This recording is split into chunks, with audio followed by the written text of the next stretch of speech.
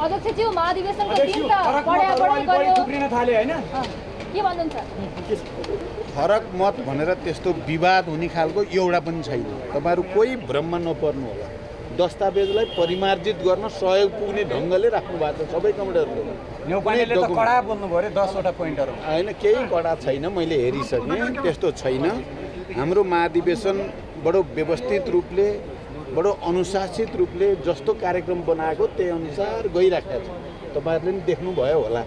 उद्घाटन सत्रदेखि बन्द सत्र सुरु भएपछि दस्तावेज प्रस्तुतिकरण, त्यसपछि ग्रुप विभाजन, ग्रुपमा बडो विहङ्गम दिनभरि छलफल गर्नुभयो कमिटीहरुले र हिजो र आज ग्रुप डिस्कसनको रिपोर्ट चाहिँ विहङ्गम रूपमै प्रस्तुत भयो र दस्तावेज प्रति सबै ग्रुपको आम रूपमा समर्थन छ। त्यसलाई परिमार्जन गर्न के गर्नुपर्छ भन्ने पनि सबै ग्रुपले बडो मेहनत गरेर यहाँ सुधार गर्नुपर्छ, यहाँ पुगेको छैन, यहाँ पुगेको छ भन्ने पनि छ।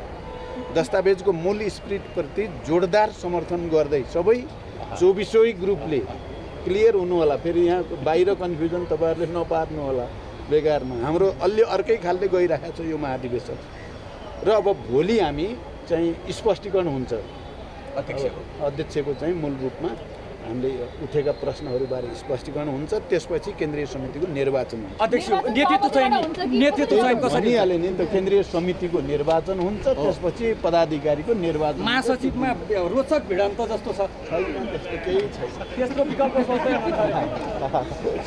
त धेरैवटा समूह छन् होइन 25वटा समूहमा अहिले 17भन्दा बढीले चाहिँ पेस गरिसकेका छन्। त ज्येष्ठ कुरा के हो भने ट्रेडिसनल कम्युनिस्ट पार्टी हुन्छ नि, परम्परागत कम्युनिस्ट पार्टी पनि होइन, संशोधनवादी कम्युनिस्ट पार्टी पनि होइन। अर्थात् पुँजीवादी व्यवस्थालाई समर्थन गर्ने नाउँ कम्युनिस्ट राख्ने यो बीचबाट हामीले प्रगतिशील क्रान्तिकारी कम्युनिस्ट पार्टी बनाउनु पर्यो। त्यो कम्युनिस्ट पार्टीले चाहिँ नेपालको अहिलेको समग्र अहिलेको सिस्टमलाई ड्राइभ गरेर समाजवादतिर जानु पर्यो।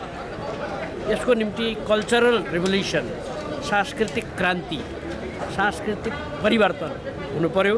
प्रत्येक नेता एवं कार्यकर्ताले पुँजीवादी संस्कार, सामन्तवादी संस्कार र सोचबाट परिवर्तित भएर क्रान्तिकारी परिवर्तनको निम्ति त्यही अनुसारको काम अगाडि बढाउनु पर्यो भन्नेमा नै सबभन्दा बढीको फोकस छ। यसको भाषा फरक फरक छ, शब्द फरक फरक छ, सेन्टेन्स फरक फरक छ, तर जिस्ट कुरा चाहिँ अहिलेको यो पार्टीलाई कमरेड प्रचण्डले सांस्कृतिक रूपान्तरणसहित हाँक्नु पर्यो भन्ने नै छ। तपाईँ जुन समूहमा हुनुहुन्छ त्यहाँ चाहिँ अलिअलि बौद्धिक वर्ग अलि त्यसमा हुनुहुन्छ, त्यहाँ चाहिँ खास के कुरा छ? त्यहाँबाट एउटा के निष्कर्ष केही निस्केछ? निष्कर्ष निस्केको छ। त्यहाँबाट चाहिँ नि अहिलेको हाम्रो जल्दो बल्दो कुराहरूमा पनि कुरा भएको छ, विधानको कुरा पनि भएको छ। विधानमा पनि अहिले बहुपदीय कुरा छ नि, यसपालि हामीले बहुपदीय बनाउने प्रस्ताव आएको छ। अध्यक्ष, उपाध्यक्ष, महासचिव, उपाध्यक्ष नि 6वटा 7वटा, त्यसपछि चाहिँ नि सचिवहरू यस्तो छ नि। यो चाहिँ गर्नु पनि उपयुक्त होइन भन्ने, यो पनि संशोधनवादी कुरा हो। यो नि पद मिलाउने कुरा हो, यो पद व्यवस्थापन गर्ने कुरा हो। कम्युनिस्ट पार्टीमा त पोलिट ब्युरो हुन्छ, स्ट्यान्डिङ कमिटी हुन्छ, महासचिव वा अध्यक्ष हुन्छ। यो नै प्रक्रिया थियो। त्यस कारणले यस प्रकारले जानुपर्छ भन्ने एउटा त्यो सङ्गठनात्मक पद्धतिको कुरामा छ। अर्को राजनैतिक प्रतिवेदनको रूपमा चाहिँ अहिले जुन हाम्रो समाजको बनोट छ, मध्यमवर्गीय परिवारहरू हामी धेरै छ। निम्न सर्वहारा भनेको चाहिँ अहिले त्यो शब्दमा छ, सर्वहाराको सङ्ख्याभन्दा मध्यमवर्गीय सङ्ख्या बढी छ। अनि अर्को सामन्त र पुँजीपति वर्गहरू पनि छन्। त्यसको बारेमा हामीले प्रष्ट रूपमा भनेका छौँ। मध्यम वर्गलाई कम्युनिस्टमा ढाल्नको निम्ति, कम्युनिस्ट चरित्र बनाउनको निम्ति कसरी काम गर्न सकिन्छ भन्ने कुरामा बढी जोड दिएका छौँ। दोस्रो तेस्रो कुरा चाहिँ नि हामीले अहिलेको जल्दो बल्दो कुराहरू गरेका छौँ। जल्दो बल्दो कुरामा चाहिँ एमसिसीको कुरा पनि छ। एमसिसीलाई अहिले जस्तो प्रकारको एमसिसीको एग्रिमेन्ट छ त्यो एग्रिमेन्टलाई पास गर्न हुन्न र यसलाई चाहिँ नि राष्ट्र र जनताको हित हुने गरी बिना शर्तमा अनुदानको हैसियतमा अमेरिकाले अहिले पनि त दिइराखेको छ सुविधा विभिन्न प्रकारको चाहिँ नि के अरे अनुदानहरू त्यस प्रकारले अनुदान लिने गरी मात्रै एमसिसी स्वीकार गर्न सकिन्छ अन्यथा एमसिसी स्वीकार गर्न सकिन्न भन्ने नै छ। अब शिक्षाको बारेमा हाम्रो जोडदार माग के छ भने दोहोरो शिक्षा प्रणाली भयो। गरिबका छोरा एक ठाउँमा पढ्ने, शोषक र सामन्तका छोरा अर्को ठाउँमा पढ्ने, जर्नेलको छोरो एक ठाउँमा पढ्ने, सिपाहीको छोरो अर्को ठाउँमा पढ्ने। यसबाट सधैँ सिपाहीको छोरो सिपाही नै भइरहने, जर्नेलको छोरो सधैँ जर्नेलै भइरहने। यो बेठिक भएको हुनाले शिक्षा अनिवार्य र समान स्तरमा हुनुपर्छ। अर्को सरकारी स्कुलमा चाहिँ पार्टीका मान्छेहरूले त्यसको अर्थ के छ भने सरकारी स्कुलमा पढाउनुपर्छ भन्ने धेरैबाट आयो। त्यसको अर्थ अरूले चाहिँ प्राइभेटमा पढाउने, हामीले चाहिँ सरकारीमा पढाउने भन्ने नीति नै त्यस्तो बनाउनु पर्यो। नत्र त माओवादीको छोरो त कहिले पनि डाक्टर इन्जिनियर नबन्ने हो होइन।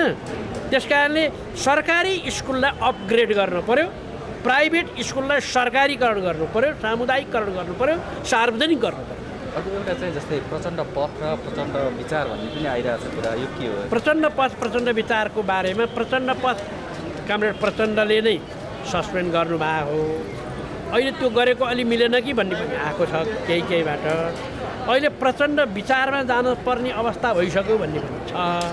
अहिले प्रचण्डको चाहिँ नि युग हो यो चाहिँ नि 15-20 वर्ष यो बेलादेखि 62-63देखि अहिलेसम्म र जनयुद्ध कालमा पनि प्रचण्डले नै यो देशको चाहिँ नि राजनीतिलाई यताबाट उता गरिराख्नु भएको छ, वहीँ वरिपरि घुमिराखेको छ। त्यस कारणले यो प्रचण्ड युग हो भन्नुपर्छ भन्ने पनि कुरो आएको छ। यस सम्बन्धमा पार्टीभित्र अथवा महाधिवेशनमा व्यापक छलफल हुन बाँकी छ, भइसकेको छैन।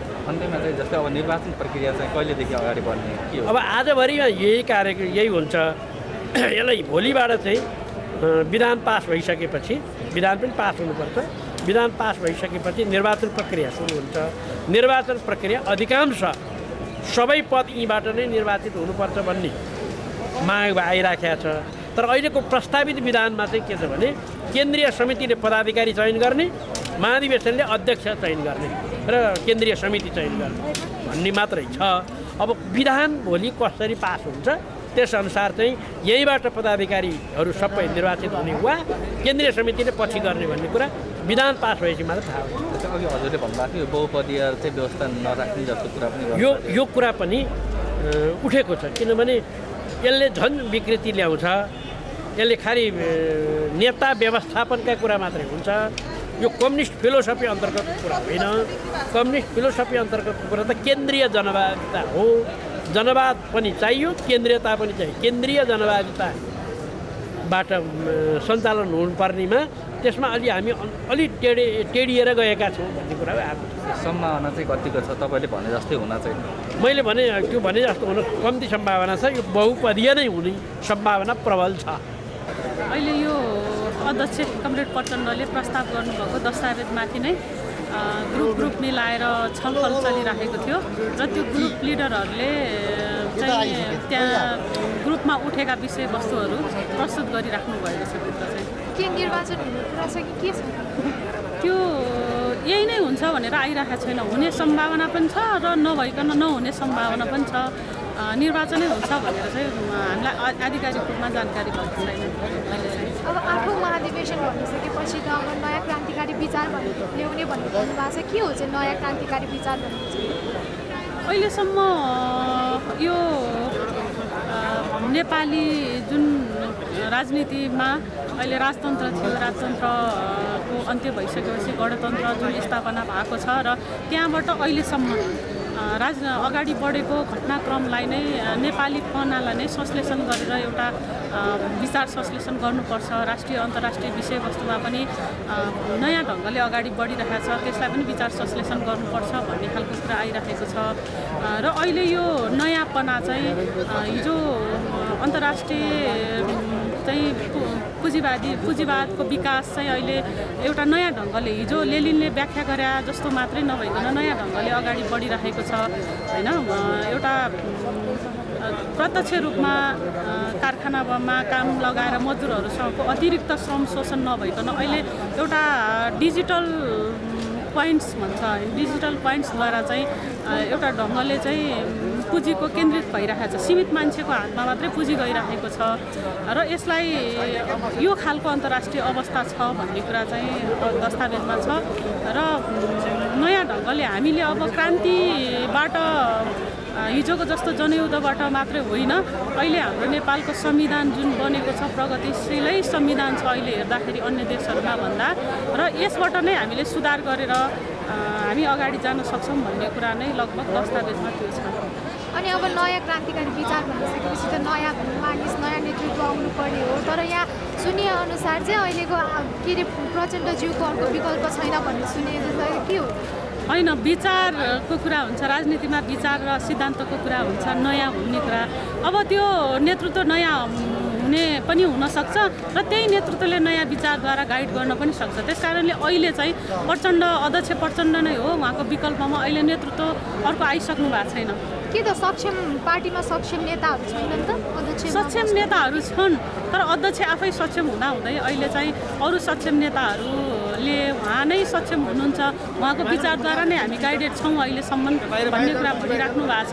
अहिले त्यस्तो खालको विकल्पको रूपमा अध्यक्ष हुने दावेदार कोही पनि हुनुहुन्न। प्रचण्डज्यूले नै नयाँ क्रान्तिकारीको विचार लिएर अगाडि पार्टी बढाउँछ जस्तो लाग्छ हजुरलाई? अहिलेसम्म हामीलाई त्यो विश्वास छ, मलाई मात्र होइन, आम हाम्रो पार्टीको अहिलेको जुन महाधिवेशनमा आएको प्रतिनिधि र अहिलेसम्म राजनीतिक वृत्तमा चाहिँ प्रचण्ड नै उपयुक्त छ भन्ने कुरा नै विश्वास छ।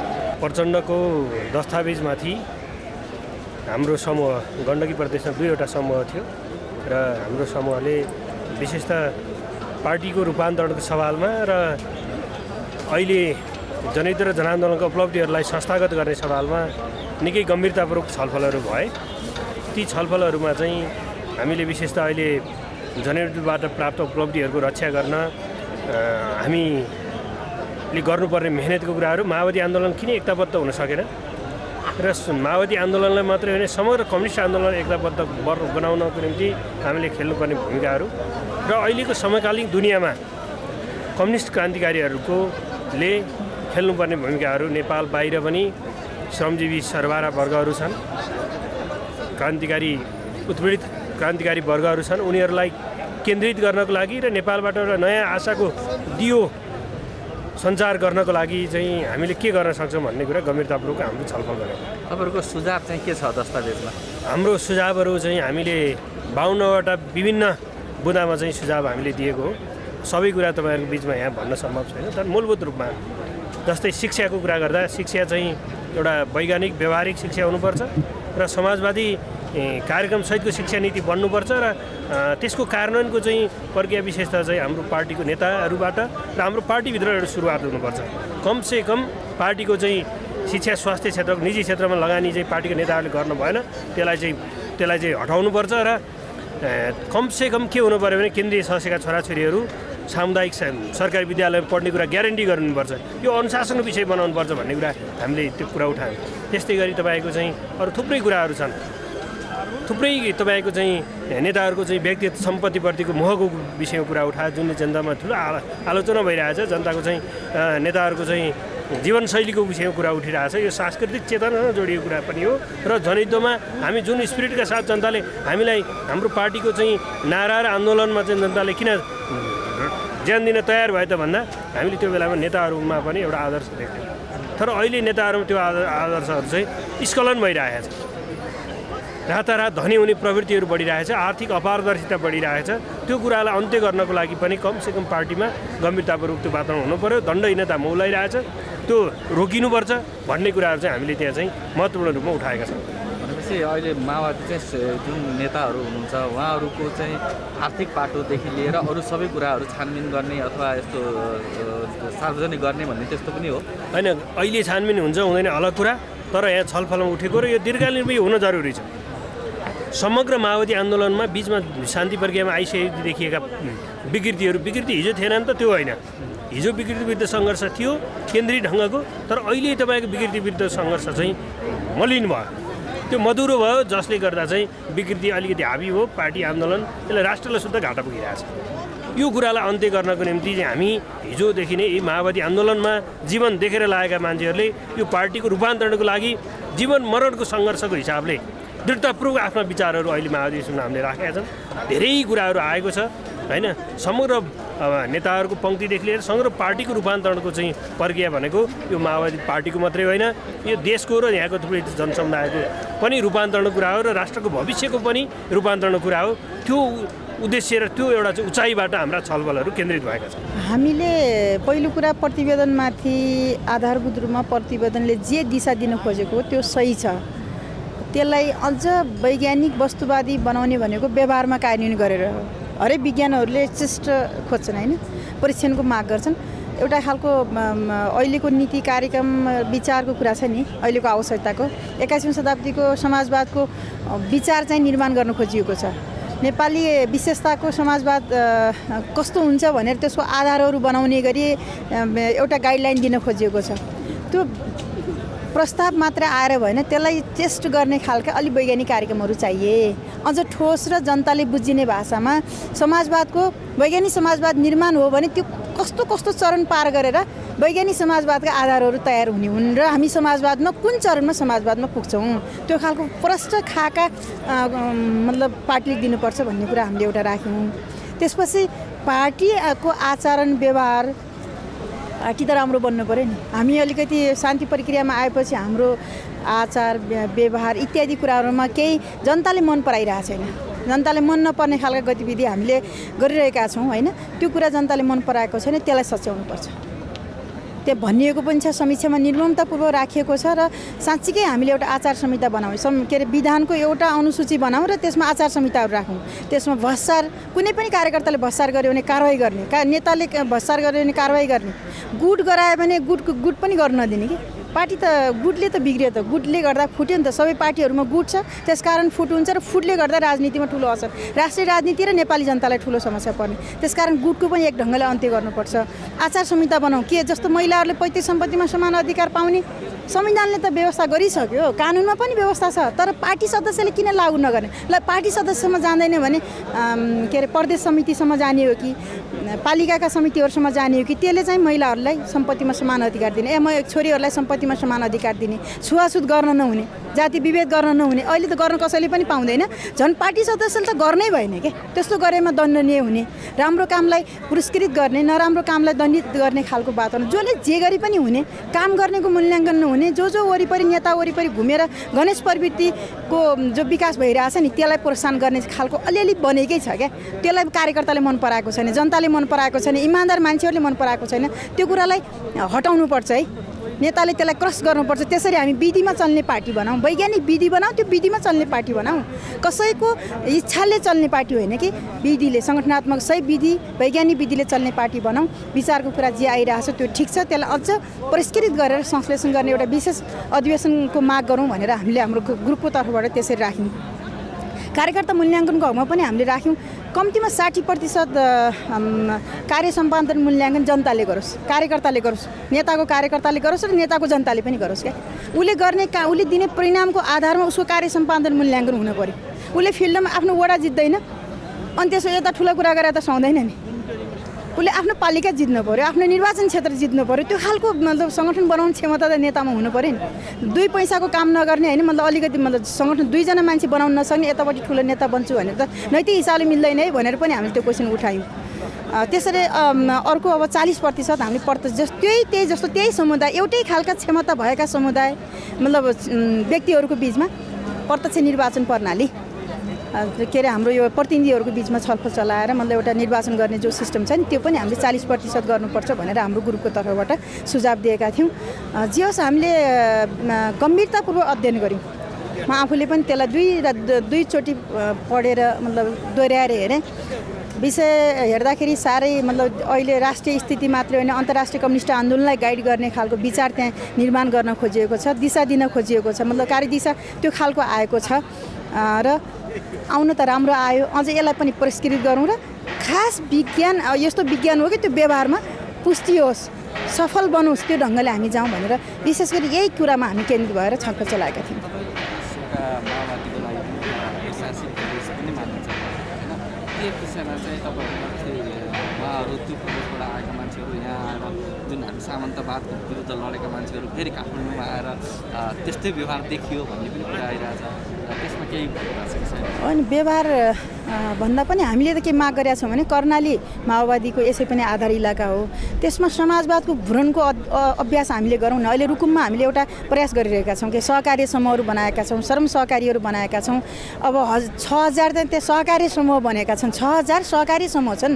सहकारी समूहहरूलाई हामीले 5-5 जनाको गराएका छौँ। सहुलियत ऋण उपलब्ध गराउने गरी ब्याङ्कलाई त्यहाँ जोडेका छौँ। उत्पादनसँग जनतालाई समृद्धि भने त उत्पादनसँग र आर्थिक समृद्धिसँग जोडिन्छ। त्यसैले त्यो खालको एउटा अभ्यास गरेका छौँ। त्यसलाई एउटा समाजवादको भ्रूण को अभ्यास गर्ने गरी एउटा भ्रूण हो भनेर हामीले अभ्यास गर्ने शक्ति केन्द्रित गर्नु पर्यो नि त। केन्द्रले पनि त्यही खालको त्यसको समीक्षा गर्नु पर्यो, गाइडलाइन त्यसरी दिनु, यसलाई यसरी गर्दा अझ राम्रो हुन्छ भनेर त्यहाँ शक्ति केन्द्रित गर्नु पर्यो, स्रोत साधन पनि केन्द्रित गर्नु पर्यो। रुकुम मात्रै होइन, कर्णालीको जुनसुकै ठाउँमा पनि हामीले गर्न सक्छौँ। तर एउटा रुकुममा अगाडि बढिसकेको सन्दर्भमा नमुना बनाउन सजिलो हुन्छ। त्यसरी कर्णालीलाई हामीलाई जिम्मा दिनुहोस् भनेका छौँ। हामीले अरू केही खोजेका छैन, हामीलाई जिम्मा दिनुहोस् र हामी काम गर्छौँ। शक्ति केन्द्रित गरिदिनुहोस्, स्रोत साधन केन्द्रित गर्नुहोस्, हामी काम गर्छौँ भनेर हामीले कर्णाली प्रदेशबाट त्यसरी माग गरेका छौँ। समग्र हिसाबले जे बहस भएको छ, जे आत्मसमीक्षा गरिएको छ, अध्यक्ष कमरेडले त्यहाँ गरेको आत्मसमीक्षाको पाठ हेर्दाखेरि अब माओवादी पार्टीहरूको बिचमा एउटा खालको एकताको बाटो खोलेको छ। माओवादी पार्टीभित्र जुन खालको फुट भएको थियो नि, धेरै समूहमा विभाजित भएको छ, उहाँहरूलाई यता आउने वातावरण चाहिँ राम्रो बनेको छ है। विगतमा हामीले न त पार्टी जुटाउन सक्यौँ, के अरे हामीले एकताबद्ध गर्न सक्यौँ, न त संविधान हामीले त्यही ढङ्गले बनाउन सक्यौँ भनेर एउटा बुदामा अध्यक्षले सिरियसली त्यो कुरालाई समीक्षा गर्दाखेरि त्यो कुराले उहाँलाई टच गर्नुपर्छ। मेरो विचारमा उहाँहरूले त्यो कुरालाई पार्टीले, अध्यक्ष कमरेडले पार्टीले यति कुरा समीक्षा गरेपछि हामी केही सोच्नुपर्छ भन्ने ठाउँमा पुगिसक्नुभयो जस्तो मलाई लाग्छ। विप्लव, बाबुराम लगायतको ठुलै टिम छ नि त बाहिर, उहाँहरू आउनुपर्छ। एउटा त्यो खालको वातावरण बनाएको छ। अर्को समग्र कम्युनिस्ट आन्दोलनमा लागेका साथीहरू, पार्टीहरूको बिचमा पनि एकता प्रक्रियालाई यसले बाटो खोलेको छ। त्यो ढङ्गले आत्मसमीक्षाले त्यो खालको विश्वास पनि हामीलाई पनि अब ल प्रचण्डले गर्ने भयो है, साँच्चीकै महसुस गरेछन् बुढाले अब गर्छन् है भने जस्तो हामीलाई अलि बढी विश्वास पनि पैदा भएको छ। जे होस् हामी आशावादी छौँ। निराशा त यसै पनि हुनुहुँदैन, हरेक अप्ठ्यारोमा पनि सफ्यारो देख्नुपर्छ, हरेक प्रतिकूलतामा अनुकूलता देख्नुपर्छ भने अहिले जो यति गर्दा त अब हामी केही गर्न सक्छौँ भन्ने विश्वास कर्णाली प्रदेशका हामी कार्यकर्ताहरूलाई त्यस्तो बनेको छ।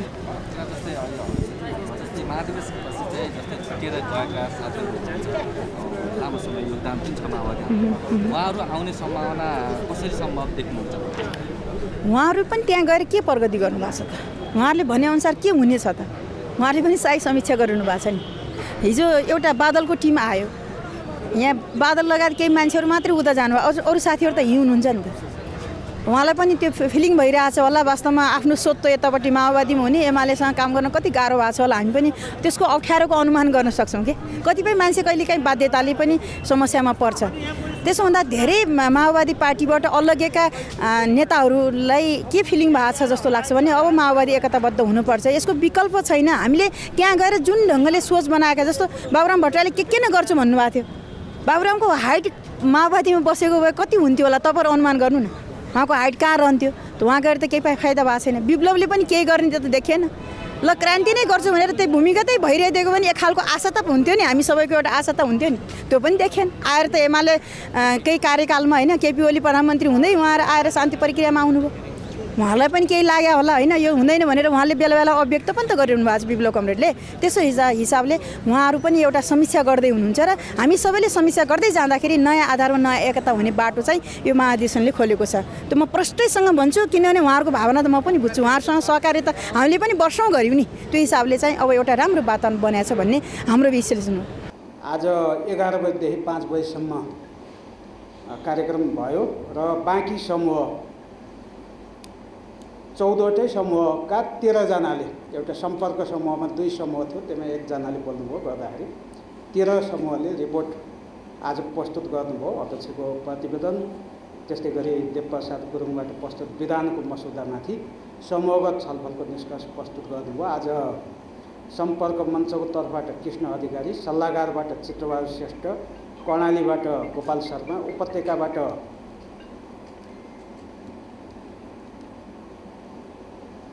जगत सिमखडा, सुदूरपश्चिमबाट मानबहादुर धामी, बागमतीबाट इन्द्रबहादुर थिङ, गण्डकी प्रदेशतर्फबाट देवेन्द्र पराजुली, ज्येष्ठ कम्युनिस्ट मञ्चको समूहबाट नन्दकुमार परसाई, लुम्बिनी प्रदेशको तर्फबाट सुदर्शन बराल, केन्द्रीय विभागबाट घनश्याम रजक, जनवर्गीय सङ्गठन र मोर्चाबाट सुरेश आलिमगर, लुम्बिनी प्रदेशबाट नारायण अधिकारी, प्रदेश 2बाट भवानी थापाले आफ्नो निष्कर्ष प्रस्तुत गर्नुभएको थियो र खास गरी यसअघि हिजोको निष्कर्ष हामीले भनिसकेका छौँ गर्दाखेरि 25वटै समूहको सम्पन्न भइसकेपछि अब भोलि 1 बजेसम्मको लागि बन्द सत्र स्थगित भएको छ र 1 बजेपछि लेखा आयोगको प्रतिवेदन, निर्वाचन आयोगको प्रतिवेदन र अनुशासन आयोगको प्रतिवेदन पेश हुनेछ। त्यसपछि अध्यक्षले जवाफ दिने, सबै सुझावहरूमाथि जवाफ दिने कार्यक्रम रहेको छ। म यति भन्दै यहाँ सबैलाई धन्यवाद दिन चाहन्छु। सुझावहरू के कस्ता आए तपाईँहरूले बुदागत रूपमा चाहिँ तयार पनि गर्नुभएको होला, ट्रान्सलेसन गरेर त्यसलाई भनिदिनु। अब खास गरी विभिन्न धेरै सुझाव आछन् समूहबाट। हरेक समूह नेतालाई 15 मिनटको समय दिएको थियो र 15 मिनटमा उहाँहरूले बोलेर भन्न सक्ने सुझावहरू बोलेर 15 मिनटभित्र दिनुभयो र अब त्यहाँ भन्न समय नपुगेका सुझावहरू लिखित रूपमा दिनुभयो। त्यस्तै गरी हलमा सहभागीले व्यक्तिगत रूपमा पनि थुप्रै सुझावहरू दिनुभएको छ होइन। हरेक व्यक्तिले पनि कतिपय सुझावहरू छुटेका सुझाव दिनुभएको छ। त्यही भएर सबै सुझाव यहाँ भन्न त्यस्तो चाहिँ धेरैभन्दा धेरै सुझाव भयो भने सम्भव छैन। तर मूल रूपमा अध्यक्षको प्रतिवेदनको मूल स्पिरिटप्रति उहाँहरूले समर्थन जनाउनु भएको छ सबभन्दा पहिले। त्यसपछि वैचारिक रूपमा संश्लेषण, विचारको संश्लेषण गर्नुपर्छ भनेर भन्नुभएको छ। त्यस्तै गरी नेतृत्व केन्द्रीकरण हुनुपर्छ भनेर भन्नुभएको छ र जति पनि यहाँ आएका विषय छन् यी विषयलाई कार्यान्वयनको लागि एउटा विश्वस्त वातावरण बनाउनुपर्छ। नेतृत्वले यहाँ प्रतिवेदनमा आएका कुराहरूको कार्यान्वयनको विश्वस्त वातावरण बनाउनुपर्छ भनेर भन्नुभएको छ। त्यस्तै गरी एमसिसीलाई चाहिँ धेरैजसोले खारेजै गर्नुपर्छ भन्नुभएको छ। त्यस्तै गरी परिमार्जन बिना चाहिँ पास गरिन हुँदैन भनेर भन्नुभएको छ। अब र वर्गीय दृष्टिकोण के हो, नेपालमा चाहिँ अनेक विभिन्न पार्टीहरूलाई हेर्ने हाम्रो दृष्टिकोण के हो त्यो बारे पनि स्पष्ट आउनु पर्यो भनेर भन्नुभएको छ। यी लगायतका विभिन्न धेरैभन्दा धेरै सुझावहरू छन् जसलाई हामी अहिले प्रेस नोटमा मुख्य सुझावहरूलाई हामी पठाउँला यहाँहरू। अब फरक मत त कसैले पनि पेश गर्नु भएको छैन। पूरक प्रस्ताव भने चाहिँ सुझाव हो, एक किसिमले त्यसलाई सहयोग पुग्ने गरी प्रस्तावहरू थुप्रै हरेक पार्टी यहाँ सम्मेलनमा सहभागी हरेक प्रतिनिधिले सुझावको रूपमा एउटा पूरक प्रस्तावहरू दिनुभएको छ। ती सबै पूरकै हुन्, सहयोगी प्रस्ताव हुन्। सुझावको रूपमा पेश भएका प्रस्तावहरूलाई अध्यक्षले अब यसलाई चाहिँ भोलि यसलाई समेट्न सम्भव छ छैन भोलि नै उहाँले चाहिँ जवाफ दिनुहुनेछ।